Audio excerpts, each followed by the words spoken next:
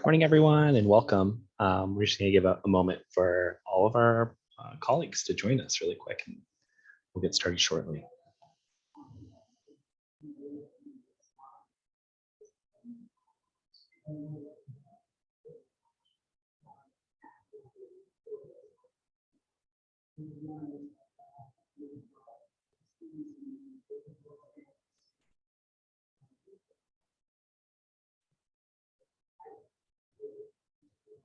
Good morning, everyone, and welcome. So excited for you to join us today. We'll just give a moment for our colleagues to join us. And really excited to have you all here today. Thank you.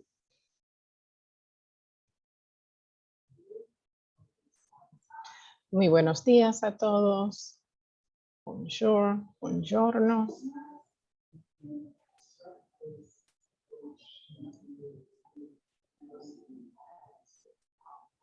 We're so happy to have so many of our colleagues here with us today. It's great to have you with us.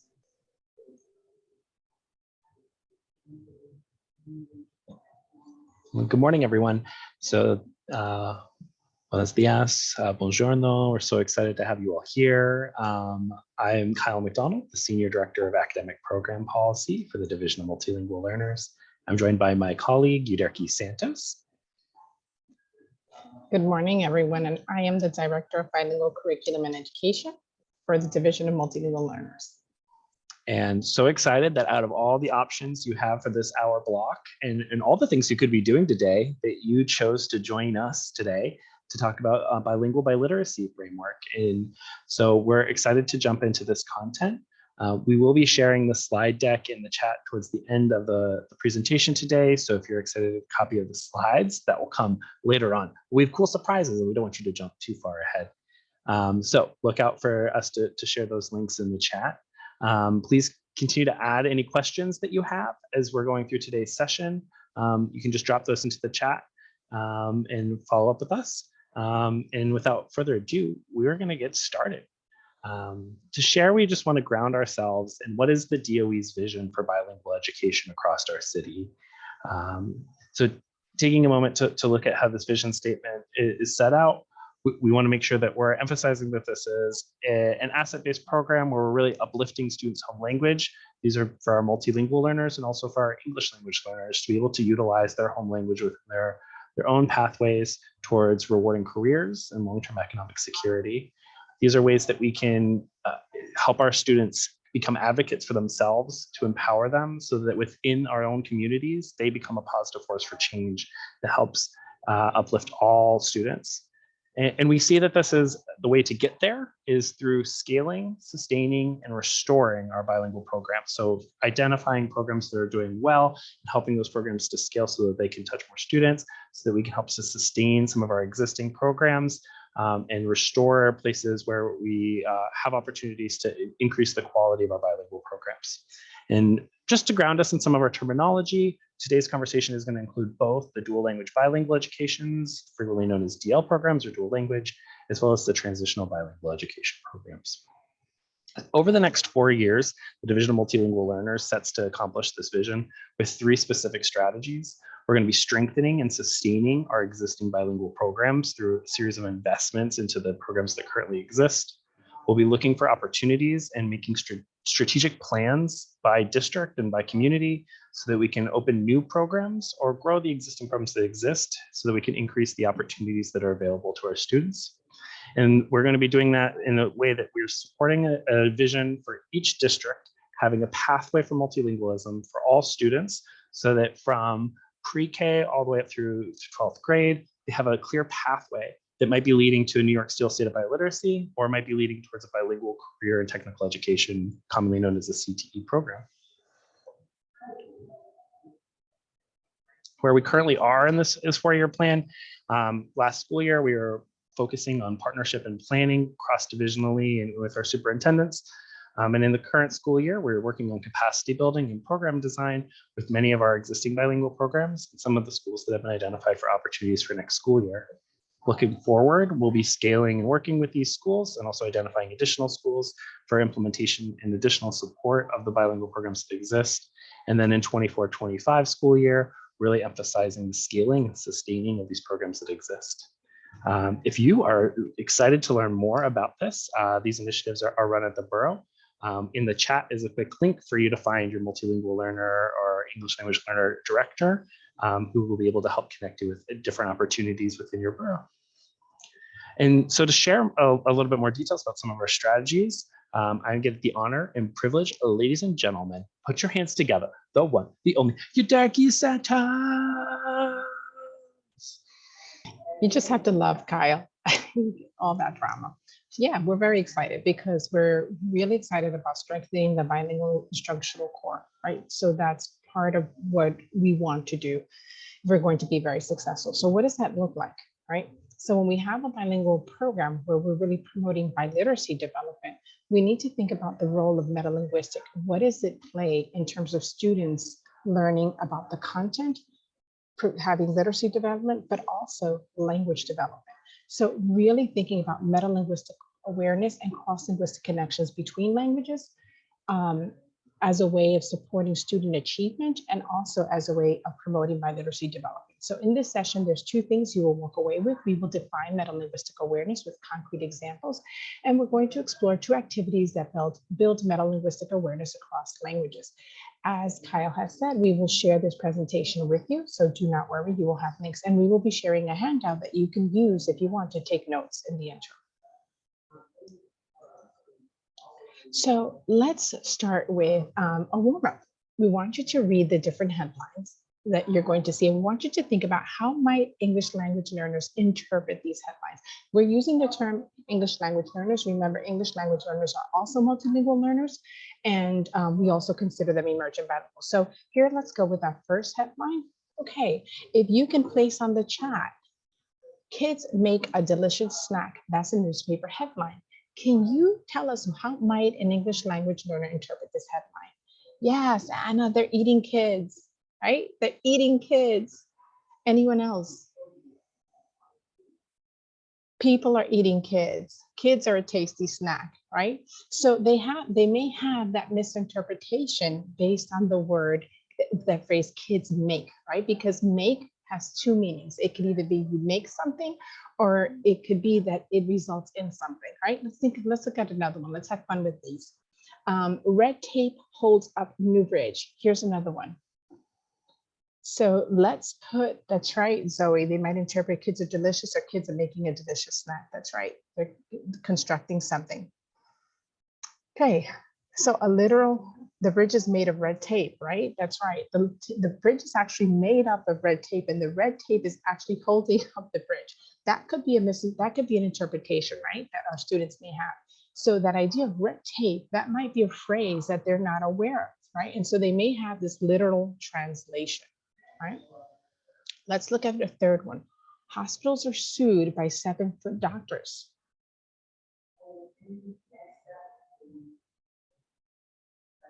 Yeah, we have some really giant doctors hate doctors by really tall doctors, 7-foot doctors, right? So the idea is that students may think that, again, if you have a little translation, hospitals are sued by 7-foot doctors, these doctors that are really, really tall, right? Or in this case, we really can think about the context, right? If it's a hospital setting, it's probably going to be a doctor that deals with the foot, or a podiatrist, right? Giant doctors, okay? So here's some ambiguity that we have when kids may face when they're reading an article, right? When they're reading a newspaper. And so they have to really think about what's the context and what do they know about this in order to make sense. Let's think about, if I have any Spanish speakers, let's try this now with these signs. Let's think about the ambiguity in these signs. El arroyo. What if soy milk is just regular milk introducing itself in Spanish? So in the chat, what might you, I hear some, I am milk. So yeah, hilarious, right? So what is the play here? What is the play on words? Exactly, Zoe. Soy means I am, right? So you're playing on the word that in English, soy milk is actually a type of milk made out of soybean, but in Spanish, soy means I am, right? Let's look at the last one. Mariposa o mantequilla mosca. What about this one? What do we see? butterfly, right? Butter, a fly that's made out of butter. I see a butter mosquito, a butter, right? Butterfly, right? So it's this translation that if you translate it, if you take the word butterfly, because it's a compound word, and you translate it literally in Spanish, you would probably be saying mantequilla mosca. And it's absolutely translated wrong. And right, Daisy, it's not a fly, right? A fly made out of butter. So again, let's think about what do we need our MLs or our Ls to know? What is it that we need to do when we're teaching our students? Think about this if they come across this in reading. Are people allowed to unmute, Kyle? Words have multiple meaning, butterfly or fly made out of butter. Right, so words having multiple meaning, right? So the words that have multiple meaning, we need to teach Fatima, you're right, context clues, figurative language, prior knowledge and vocabulary, multiple meanings, right? Introduce homophones, idioms, absolutely. So we are embarrassed and not embarazado, John, really good one, right? We've seen this one before, right? So again, the thing is we can't just take for granted that when our students see these texts and they come across these idioms, or they come across these words with multiple meanings, or they come across that's a false cognate, that they're going to immediately understand what it means and problem solve for that. So let's make connections. So what are the implications for multilingual learners and our emergent bilinguals? So look at the quote that's there. We need to redesign our model of teaching literacy with both reading and language development in mind. Learners' understanding of oral and written language is the linchpin for reading comprehension. And we know that research has shown that a lot of this ambiguity causes confusion for many of our students. But if we start teaching students about language, not in isolation, but in the context of what they're learning, this will improve their reading comprehension and increases their opportunities for student achievement. So as language teachers, we need to be language teachers, teachers of content, and literacy teachers. We plan for language development. Let's think about how complex oral language is. We're teaching semantics or vocabulary and meaning. We're teaching for phonological skills, the individual phonemes and sounds of words, including rhymes, syllables, how many words we hear in a sentence. We're also teaching oral language also is comprised of syntax or grammar, the way a sentence is constructed, right? Morphological skills, small parts in the words that have meaning, and of course, pragmatics or discourse, the reason why we're communicating. So there are many things that we have to think about and plan for when we're actually planning for language to support our students. And it's really important that for emergent bilinguals who are learning to read, bilingualism is their first language. And this Kathy Escamilla poses this. More than 50% of our English language learners are born in the United States. So they may have siblings that learn English and are coming home and speaking to them in English. They have TV shows that are in English, and they may be communicating with mom and grandparents or dad or other family members in Spanish or another language. So we have to be very cautious when we say that it's exclusively in one language for these students. We have to think about these resources that they bring to the table and how do we leverage these resources in service of literacy and content development. Hence, when we think about SOY, right? So part of teaching language is to develop students' ability to understand how language works. So meta is to create consciousness. Meta-linguistic awareness needs to have the awareness of how language works. So building students' meta-linguistic awareness includes developing their ability to reflect on the use of language, to be able to manipulate that language, and to be able to make conscious decisions about language use. So learn about the language and then build the meta-linguistic awareness so that they're very conscious of that. So what does this mean? This means that we have to explicitly, I'm going to repeat that again, explicitly teach awareness and problem solving for lexical and structural ambiguities in the English language that can impact comprehension.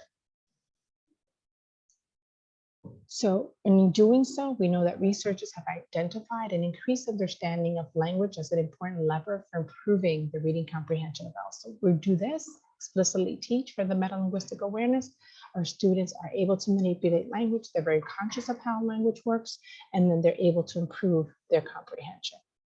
For our bilingual students, this is an opportunity also not only to understand one language, but their languages. So making connections between and within their languages, making these cross-language connections. So part of where does metalinguistic, if we're going to teach this, where does it fit in a strong tier 1 or 1 bilingual program? So according to Escamilla and Jehopa and all the team from the Literacy Scare team, holistic biliteracy framework encourages the recognition and the use of the students' entire linguistic repertoire in service to language and literacy acquisition or progression, with a particular focus on helping students make cross-language connections. So they encourage that we actually teach oracy, writing and reading, and meta-language, all of equal value. So it's not that I'm going to have a separate time. I'm not going to think that I'm always planning for the language. What is it that the students need to know in order to understand that content, right? So I'm always going to plan for that language. Then they also advocate that there is a connection. This is bi-directional. So there is a connection between both languages that you're also making, and you have to make time for that. So we're going to really incorporate metalinguistic awareness, and then we're going to actually make connections between both language as part of a strong bilingual tier 1 program. So take a minute to look at the various types of metalinguistic abilities, okay? These are not the only ones for metalinguistic awareness. Remember that we have pragmatics, but but let's look at these that we have right here. Sorry, let me go back. Okay. So phonological awareness, what does that mean? And we talked very briefly, said it before, it's the ability to discriminate, recall, and manipulate sounds at the sentence, word, syllable, phoneme level, right? So let's look at the examples that we have here. We may have the word snack, right? That was one that came out, snack, right? Well, let's see, the CK makes the cut sound, right? The word kids begins with the cut sound. Candy begins with a k sound, and queen has the k, and W sound together, right? So these are examples of phonemes that have the same sounds. So are we making those connections for our kids? Not as an isolated sheet, but are we saying, oh my gosh, did you guys notice? Look at all these letters, what the sounds that they make, right? Or these diagraphs. What can we say about them? So it's really making that connection for our students. An example of a language connection, for example, this were bilingual classroom in Spanish, and this can follow with other languages, but in here we're working in Spanish. We would say that similar to both languages, carga, the word carga, and the word queso, and the word kilo also have the k sound. So that's a connection for my students. I don't want them to struggle with that. That allows them to decode. Let's think about semantic awareness. It's the ability to define words and establish relationships between them. I'm going to mess this word up. I always say it wrong. It's multiple meaning words, polysemous words, right? So let's think about, we all laugh with 7, and that's what's with jokes, right? Jokes always get us that we have to infer what's going on. But in this case, we have the word foot. Foot is a unit of measurement, but it's also part of the body, right? So we know that here you have to have the context to be able to distinguish which is the foot that we're talking about. And again, notice that it's not an isolated sheet, right? It's in context of something that we're learning. Same thing with the word make. Make seems very easy and we could skip it, but it means to create, to construct, or it also means to develop into or become, right? And so those are the examples that we want to explicitly teach our students, and then have these as charts that we start collecting information and students are making connection. Let's look again with semantic awareness. We have idioms and phrases or figurative language, red tape, many of you call that, right? So it's red tape. If you look it up in the dictionary, it says rigid adherence to bureaucratic rules and regulations involving unnecessary paperwork. Here's the link if you want the definition. So if our kids don't understand what red tape means, it's this phrase that we use to talk about all this, this adherence and regulations that we have to go through and we need to accomplish a task, they lose the meaning of what's being said. Now, so if I'm teaching that in English language, what might that look like if I'm making connections to another language? Because I want to show that there are words that have multiple meanings. And I also, so for example, if I take the word foot, it means pies, right? But it also means that it's also a part of the body as well. It's a unit of measurement. Okay. And here we have also false cognates. I'm leaving that there, but the word soy in Spanish and English, same word, different meaning, false cognates, right? So that whole idea, it's establishing the relationship between words. Let's look at morphological awareness. Ability to distinguish the smallest units of meaning in language morphemes, such as root words, prefixes, and suffixes. So again, there are suffixes in both these languages. We want to teach that to our students. So we teach them that OUS, that suffix means full of, like dangerous, humorous. When we look at suffixes similar to both languages, we can say, oh, oso or osa, peligroso, peligrosa, chistoso, chistosa, right? So again, one of the things that we can make connections for our students so that they're beginning to see side, that OUS and OCO, OCA are actually suffixes that have very similar meaning. Lastly, syntactic awareness. So ability to find whether a sentence is grammatically correct, identify parts of speech, use semantic and morphological knowledge in the context of a sentence. When we look at the phrasal verb holds up, right? That was one of the things that holds up, like the red tape holds up. It's not holding up, but rather it's delaying. And we might even miss that one. It's delaying something, right? And so we also have compound words like butterfly. So when we think about compound words that are similar to both languages, we can actually think about Spanish. Spanish has compounds as well. They're verb and a noun. They're verb and a noun. There's little translation. For example, if we take the word like butterfly, there are compound words, but a little translation like butterfly, mantequilla, mosca does not work. So we really, really have to be aware of that. Okay. I see that in the, Kyle, is there something we need to address in the chat? Because I noticed that there's some. We corrected the presentation link, so sorry Okay. for anyone that had a problem, but it seems like the most common reason why people are saying they can't get access is just to make sure that you're logged into your school's account. But if you have any problems, send me a message in the chat and I'll help you through it. Okay, perfect, thank you. Okay, perfect, let's go to the next one. So let's go for teaching for metalinguistic awareness now that we have defined it. And I think, Kaya, I was working on your presentations. If it's the wrong one, and if the last 5 minutes, I'll correct it and give you all the right presentation. I want to make sure. Okay. So teaching for did it, everyone. Good job. Okay. Teaching for metalinguistic awareness. Remember that this is in context, not in isolation. So let's play with this a little bit. Okay. So let's think of a strategy, side-by-side comparison or bridge anchor chart. Okay. So let's think that we're an interdisciplinary unit on animal survival. And we are really already in the midst of it. We've been doing this in both languages, and we have really learned a lot of the vocabulary and context, and we've learned a lot of words. The teacher asked the students, okay, it's English time, and we're talking, and the teacher says, let's think about identify all the words that you think are important for this unit. Okay, so we're going to take their words. The students say camel, kangaroo. Some are more important than others, right? Camouflage, cycle, migration, aquatic, hibernate, adaptation. So taking all the words, the students are going to say this. I might argue and say, well, camel's not so important right now. Right now, I'm going to let it be. Okay, so we identify, and then I'm going to ask the students, how would I say this in Spanish? ¿Cómo lo diría yo en español? Or in another language, if I'm doing Polish or Mandarin, how would I say it? And again, I would do this with my students. It's not a pre-made chart, and it's not a chart that you hold on year to year. So the students would say, camel, camello, kangaroo, canguro, camuflaje, ciclo, migración, acuático, hibernar, adaptación. So the students would say these words, I translate it. Then I'm going to ask the kids, what patterns do I notice about the words in English?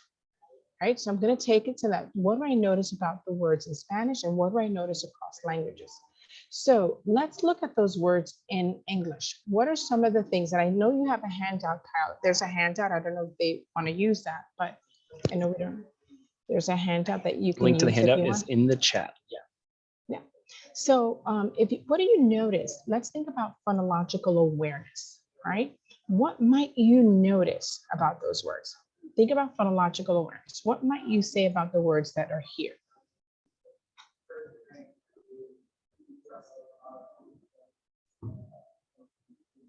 Those are cognates, right, Oscar? Thank you. Which, okay, I don't know if this is from here. Okay, what do we notice? They end in consonants, Tim said. Crystal says they have the shun. Some of them end in shun, right? Very good. What else? What else do we notice? Many of them start with the k sound, right? Okay, very good. So hold on to some of these thoughts. And you see that you have it in your handout, but Cal's gonna work on making sure you have access. But again, this is getting a taste of this is really about a 2-hour presentation. And we will be offering this at a longer time. So let's go back into las palabras en español. Similar root words. The word cycle has a different sound. That's right, Yahaira. It has that, the soft C. So these are things that I want students to begin to notice, right? I want them to begin to notice. There's so many things that we can notice about the words, the sounds, right? Let's think about las palabras en español. Sion, consonant blends. Maria says animal words are related words. Okay, the ending between shun and sion. So Crista's already comparing. So kids are to notice English first and in Spanish. So Perez, I'm actually working on the English first. So I'm pretending, right, that this would be done across time. So in English, I'm really noticing what do they notice. I'm building their phonological awareness. I want them to really see what do they notice. I want them to begin to notice in Spanish as well. Cain needs help, okay? Okay. So you may have noticed in English, like many of you said, you look here, this would be the students. This would not be, they would work in groups or they could work with you and we would be charting. What do we notice? The students might say in the English, what you said, the C, the K, and that they might get confused. They say the Q, I think makes the K sound, but it does like aquatic, it has it. We talk about that. The QU has a sound except for words like antique. They would notice, for example, the A, they could notice migration, adaptation, prey, right? This is the wrong A, this would be adaptation here. And then they might say, and again, they might notice the shun, the TION. So they would actually say, oh, well, something that I walk away with is that if I know that the C, Q, K, and the QU sometimes make the C sound, this helps me when I read new words. It also helps me when I write new words, right? It does help me figure out words. En español, they might have noticed, again, las letras C y K tienen el sonido K, right? But they also have a soft C sound as well, like migración or ciclo, you notice has the K in the middle and this in the beginning. They might also notice, they would notice that, you can see that, and they might say, they might make a generalization at the end. I'm not just letting say what I observed. So what can you walk away with? Well, I walk away with la C, la K have the same sound, but sometimes the S has another sound. Also, I noticed the suffix ION begins with the soft C sound, right? Which has the same sound as that sound, right? This again helps me to read unfamiliar words and write my words correctly. Think about how many times kids stuck, like, how do I say this? And they don't know how to problem solve. Remember that they said, how do I problem solve? Crystal, this is you have a graphic organized. I created it for you in your handouts, so you can use that one. So now when I look at side by side, do you see that? I can now compare it side by side. So please, this is not a whole 45 minutes. I mean, like I'm taking this throughout the day, the week, or I can take it through sessions, right? So I'm having the students compare. I have this side by side anchor chart with the same words. So I have the words in English and side by side in Spanish. And now the students are able to say, oh, you can see the same and different, right? They talk about the C, K, and Q, right? Making the K sound, and the C also making the S sound, right? They talk about the shun in English and the sion in Spanish, right? How do you say it, right? And then we're going to talk about that these have the same meaning. They also notice the J has more than one sound. The hard G sounds like ring and canguro, right? And different, that the G has an H sound in Spanish. So notice all the differences that they're taking, that they're connecting. Again, if we want kids to problem solve, then we need to actually teach about language in the context of the work that we're doing, and then give them the opportunity to really think about what they notice. Okay, so this becomes a similar different anchor chart. Los sonidos iguales, los sonidos diferentes. This could be anyway, but again, it's that side by side, and a bridge only occurs after you've done the learning and the students are really looking at the language, right? The language that, because the content has been taught. Let's look at another one very quickly. Take a minute. Can everybody read this? Could you let me know? Okay, perfect. Okay, take a minute to read this. This is from Hibernation Kids, Britannica Kids Homework Help. The link is there, so you'll have it in your PDF. Take a minute, and as you're reading this article on hibernation, it's just a part of it. What are the words that are important? What are the words that are most important that you need to know?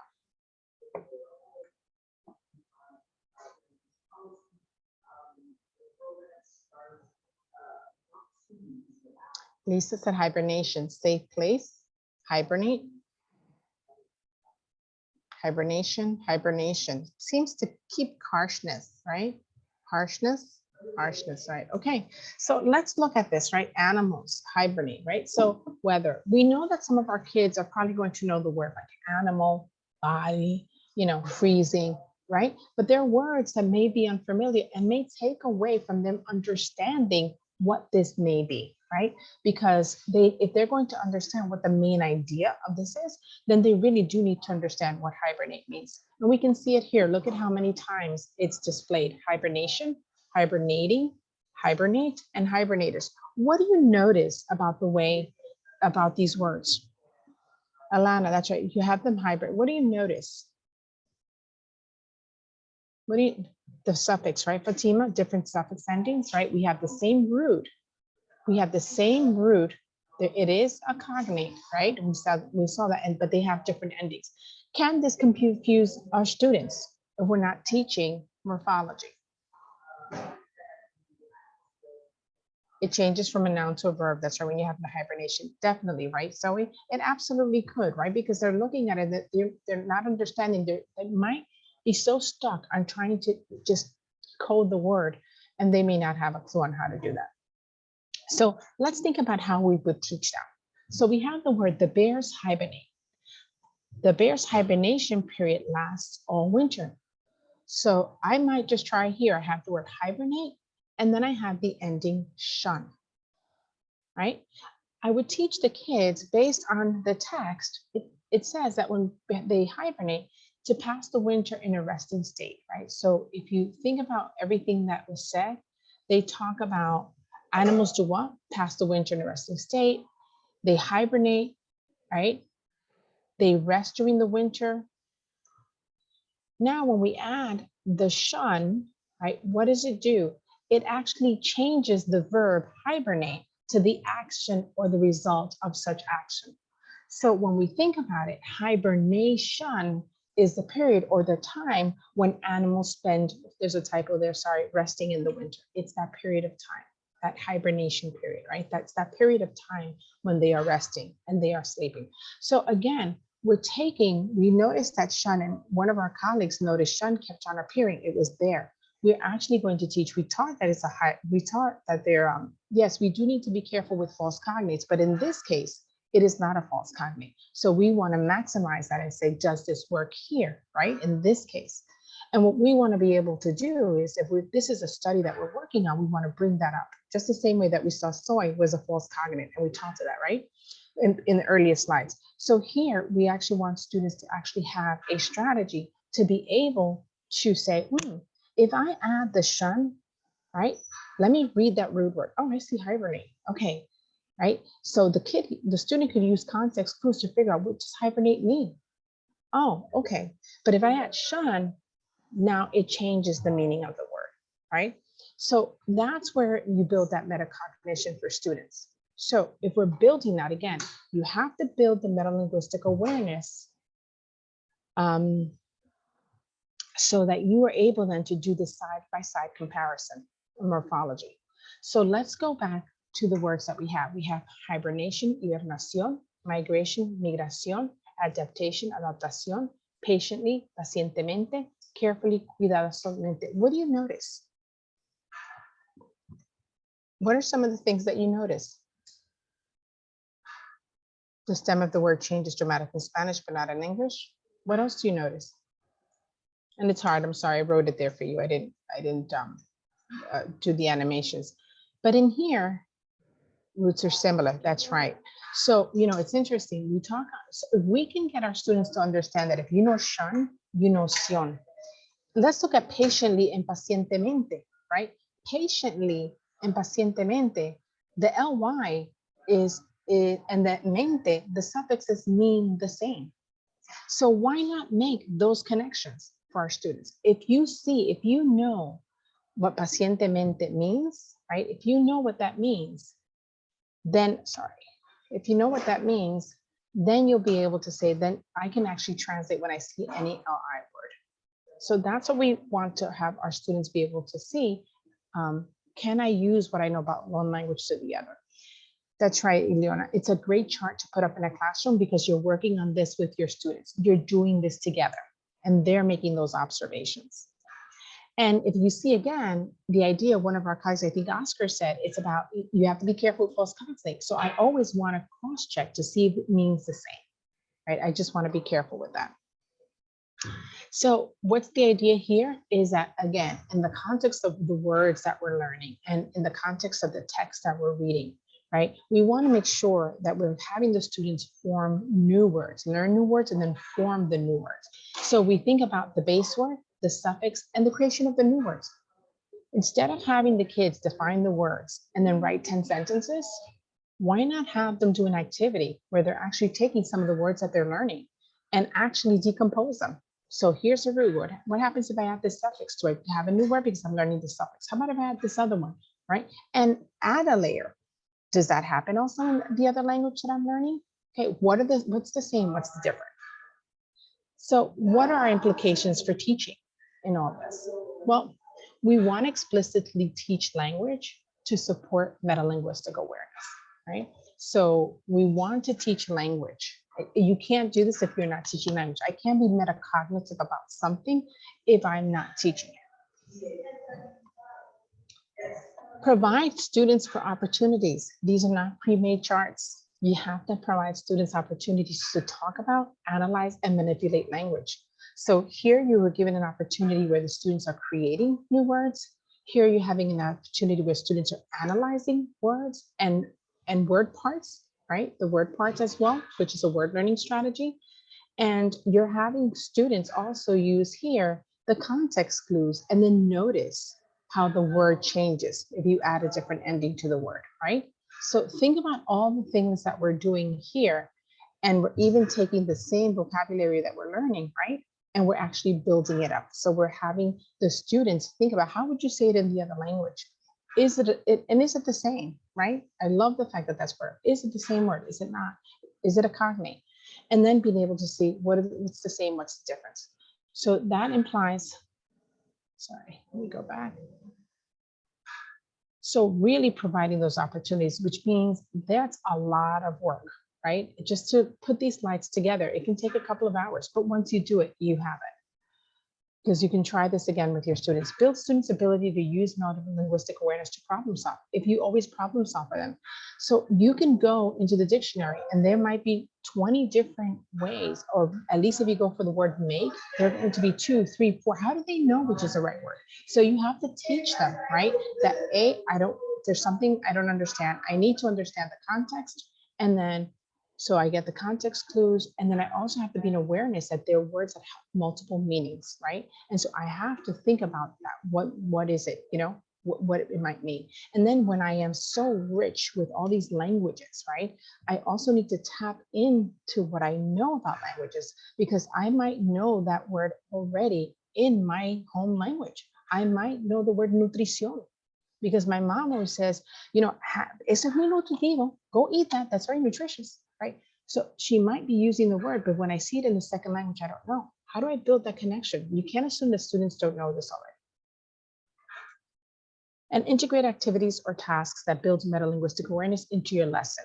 And I keep saying this, not these isolated worksheets. Really think about this. When you have kids spell the same word 15 times, my daughter came home one time and said, Mommy, she must have been in second grade or first. And she said, I have to write these words 15 times. She said 15 times 5 is 75.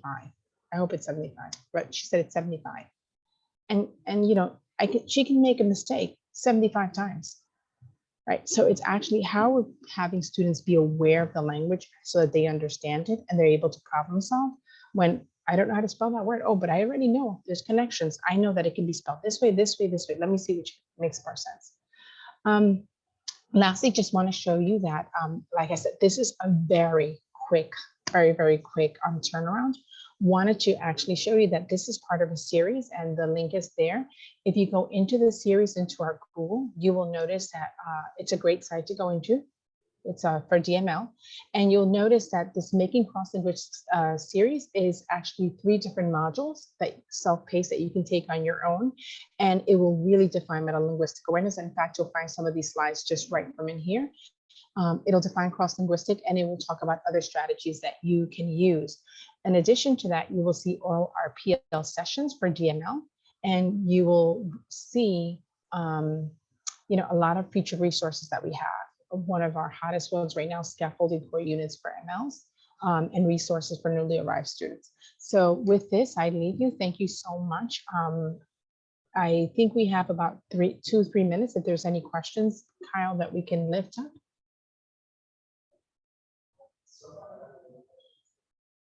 So far, there have not been questions that come in on the content, but if you have any, absolutely feel free to put them in the chat or the Q&A feature.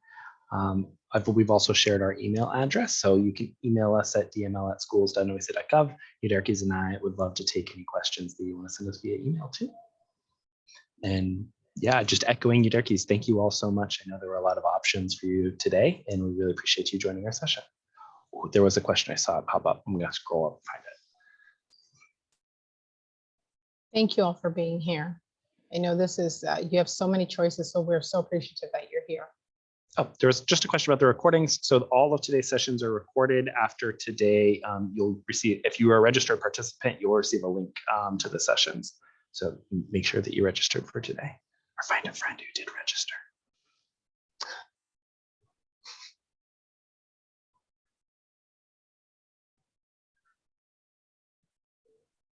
Have a great morning, everyone. Enjoy your day. Thank you so much for joining us today.